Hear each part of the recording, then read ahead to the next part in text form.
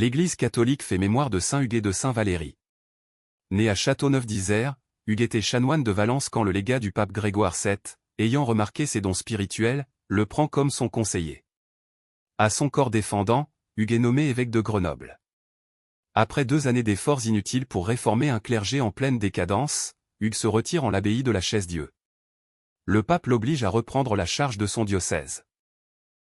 Il obéit et sera un vrai bon pasteur pendant un demi-siècle. Il vend son précieux calice et son anneau pastoral pour subvenir aux besoins des pauvres.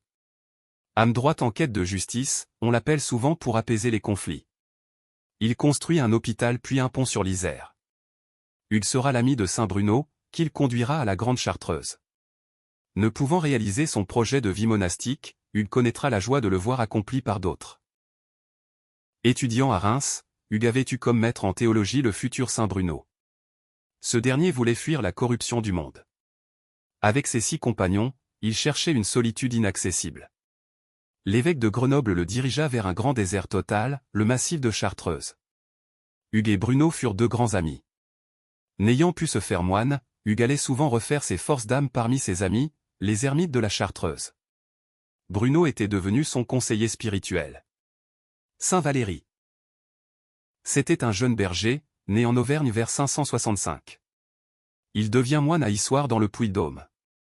Sa formation religieuse terminée, il est envoyé à Auxerre dans l'Yonne, puis à Luxeuil en Bourgogne, c'est là qu'il fait la grande rencontre de sa vie monastique, saint Colomban venu d'Irlande, l'île des Saints au VIe siècle, pour réimplanter l'évangile du Christ chez les Francs de retour au paganisme.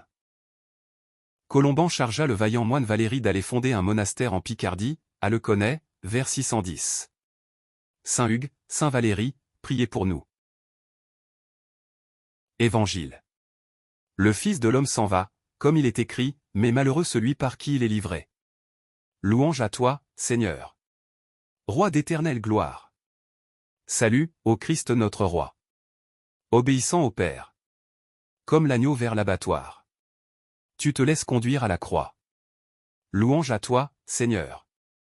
Roi d'éternelle gloire. Évangile de Jésus-Christ selon saint Matthieu.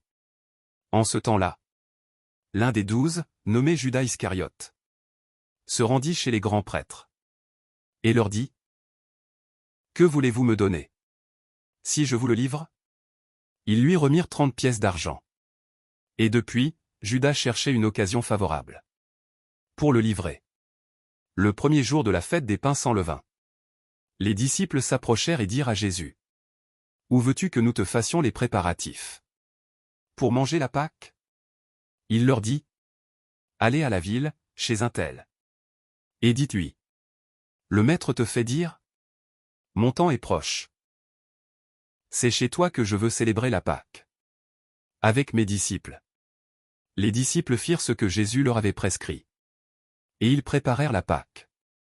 Le soir venu, Jésus se trouvait à table avec les 12. Pendant le repas, il déclara : Amen, je vous le dis, l'un de vous va me livrer. Profondément attristés, ils se mirent à lui demander, chacun son tour : Serait-ce moi, Seigneur ? Prenant la parole, il dit : Celui qui s'est servi au plat en même temps que moi. Celui-là va me livrer. Le Fils de l'homme s'en va. Comme il est écrit à son sujet. Mais malheureux celui par qui le Fils de l'homme est livré. Il vaudrait mieux pour lui qu'il ne soit pas né. Cet homme-là, Judas, celui qui le livrait, prit la parole. Rabbi, serait-ce moi ? Jésus lui répond : C'est toi-même qui l'as dit. Acclamons la parole de Dieu. Louange à toi Seigneur Jésus.